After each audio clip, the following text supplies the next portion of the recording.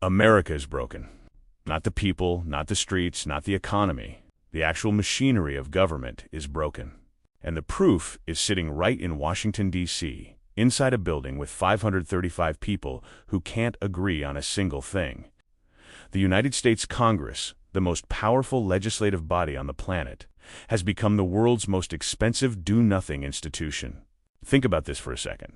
In 2023, Congress passed just 27 laws the entire year.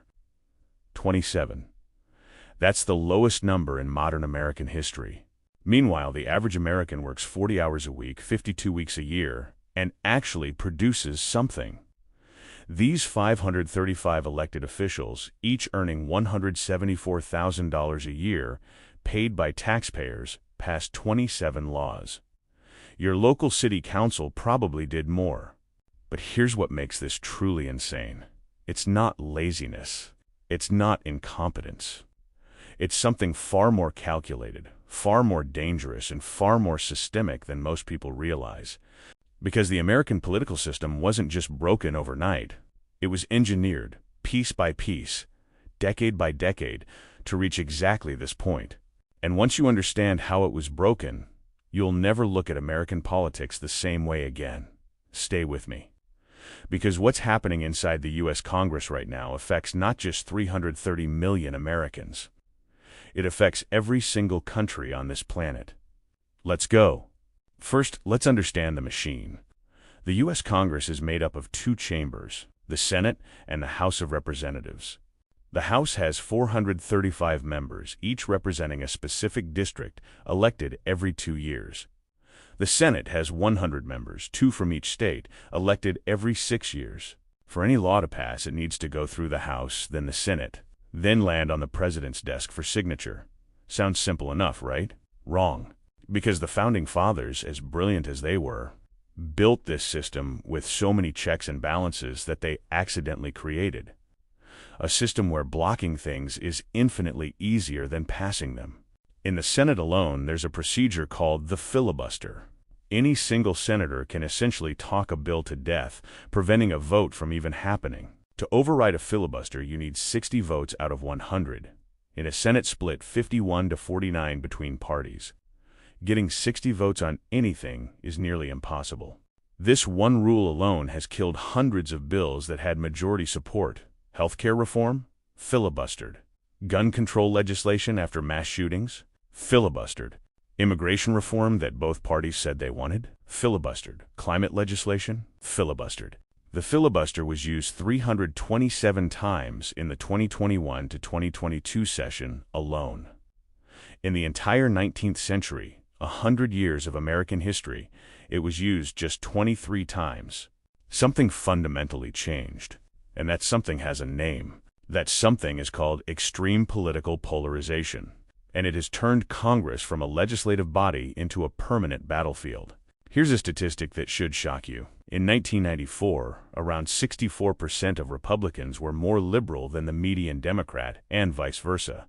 There was enormous overlap between the two parties. Politicians from opposite sides actually agreed on things, worked together, had lunch together, compromised. By 2023, that overlap had dropped to nearly zero. The two parties have drifted so far apart ideologically that they no longer inhabit the same political universe. And this didn't happen by accident. It happened because of three massive forces that fed off each other like a perfect storm. The first force was gerrymandering, the manipulation of electoral district maps. After every census, state legislatures redraw congressional districts. Over the decades, both parties learned to draw these maps to guarantee their own victories. This created districts so lopsided that the only real competition happens in primary elections, not general elections. And in primaries, only the most hardcore, ideologically extreme voters show up, which means politicians don't get rewarded for being reasonable and moderate. They get punished for it. The more extreme you are, the safer your seat. So Congress filled up with people who have zero incentive to compromise. The second force was money, specifically the Citizens United Supreme Court decision of 2010. This ruling allowed corporations and outside groups to spend unlimited amounts of money on political campaigns. Suddenly, billionaires, corporations, and special interest groups could flood the system with hundreds of millions of dollars. They backed the most extreme candidates and funded attack ads against anyone who dared to reach across the aisle. Compromise became financially dangerous. The third force was media. The rise of partisan news ecosystems where Republicans watch Fox News and Democrats watch MSNBC, and both sides live in completely separate information realities. Politicians learned that being outrageous got them airtime, donations, and social media followers, while being reasonable got them nothing. The system literally started rewarding dysfunction. Now let's talk about real events, because the dysfunction isn't abstract. It has cost real lives, real money, and real consequences. Let's start with the government shutdown crisis. In October 2023, Congress couldn't agree on a spending bill to keep the government funded. This wasn't a new problem. It was the 21st government shutdown threat in 40 years. But this one was different. A small group of hardline Republicans, about 20 people out of 435, held the entire government hostage. They forced out their own Speaker of the House, Kevin McCarthy, in an unprecedented move. It was the first time in American history a speaker was removed by his own party. Congress then spent 22 days without a speaker at all, completely paralyzed, unable to pass a single piece of legislation. 22 days. During those 22 days, Ukraine was being bombed, and the Middle East was exploding. America's closest allies were calling. Washington asking for help, and nobody picked up the phone because there was no functioning Congress. Then came the border crisis legislation. In early 2024, a bipartisan group of senators, Republicans and Democrats, spent months crafting a border security bill. It was considered the most significant immigration reform in decades. It had Republican priorities: stricter border enforcement, faster deportations, more border agents. It had Democratic priorities: pathways for certain immigrants, humanitarian protections.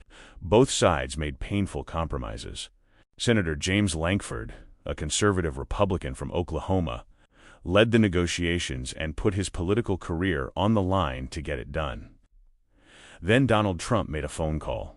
Trump, running for president again, decided he didn't want the border problem solved before the election, because a border crisis was better for his campaign than a border solution. He called Republican senators and told them to kill the bill, and they did.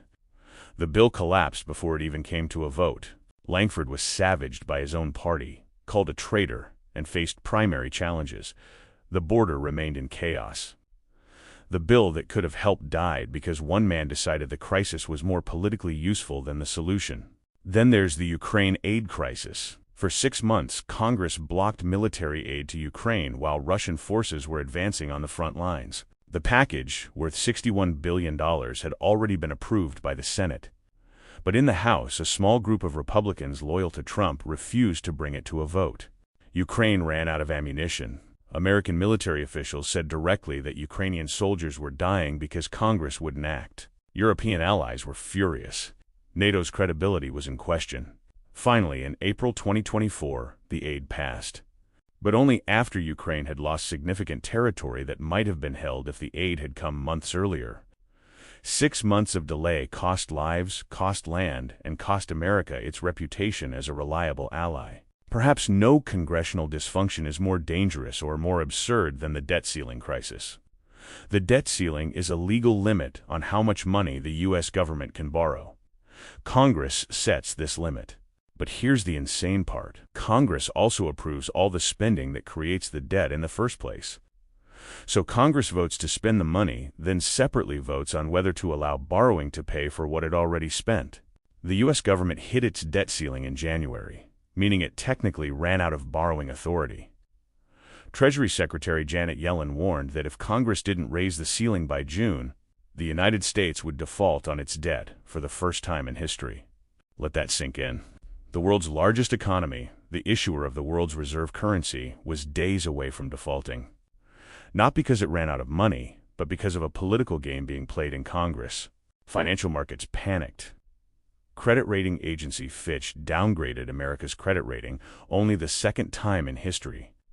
They specifically cited the repeated debt limit political standoffs. Interest rates on U.S. bonds spiked. Global investors started asking questions nobody had ever asked before. Is America actually reliable? The deal was finally struck 2 days before the deadline. A bipartisan agreement between Biden and House Speaker Kevin McCarthy that cut some spending and suspended the debt ceiling for 2 years.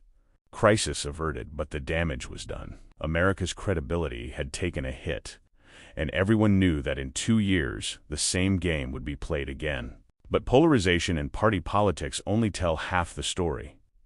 The other half, the part that rarely gets discussed on cable news, is the extraordinary power of lobbying and special interests over congressional decision-making. There are currently over 12,000 registered lobbyists in Washington, D.C. That's more than 22. Lobbyists for every single member of Congress. These lobbyists represent pharmaceutical companies, defense contractors, oil companies, tech giants, financial institutions, and hundreds of other powerful interests. And they spend over $4 billion every year influencing legislation. Let's look at a concrete example. The United States is the only developed country in the world that doesn't allow Medicare, its public health insurance program, to directly negotiate drug prices with pharmaceutical companies. Every other developed nation does this. As a result, Americans pay 3 to 4 times more for the same medications than people in Canada, Germany, or Japan. Why? Because the pharmaceutical industry spends approximately $300 million per year lobbying Congress. When the Inflation Reduction Act of 2022 finally included a limited version of Medicare drug price negotiation, after decades of failure, it was considered a historic breakthrough.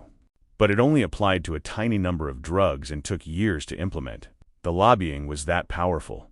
The same dynamic plays out in gun legislation, climate policy, financial regulation, and almost every major policy area. Members of Congress don't just fear losing elections. They fear losing their financial support systems. And crossing a powerful lobby can end a political career just as surely as losing a primary. Here's why none of this is just an American problem. The United States Congress controls the largest military budget on Earth, over $886 billion in 2024.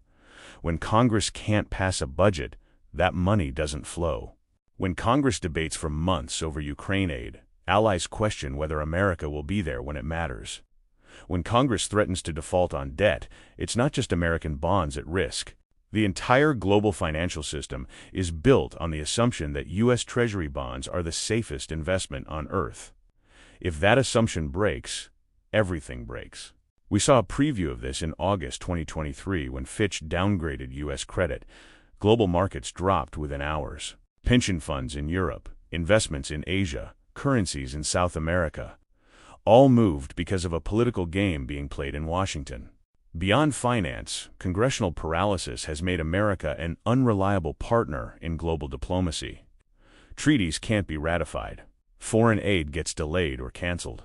International agreements require congressional approval that may never come. The Paris Climate Agreement? America withdrew because a new administration could do so without congressional ratification, because the previous administration never submitted it for ratification knowing it would fail.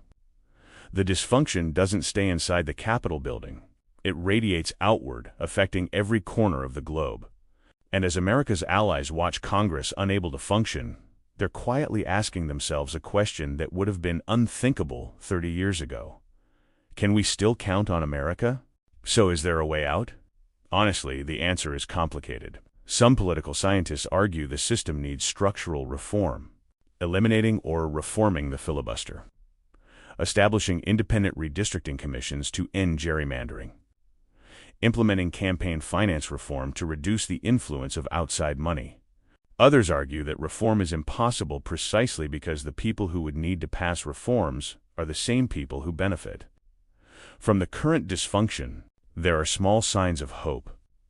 The bipartisan infrastructure bill of 2021, $1.2 trillion for roads, bridges, broadband, and public transit, passed with genuine Republican and Democratic support. It proved cooperation is still possible when political circumstances align. The CHIPS Act, which brought semiconductor manufacturing back to America, passed with bipartisan support, so the machinery can work.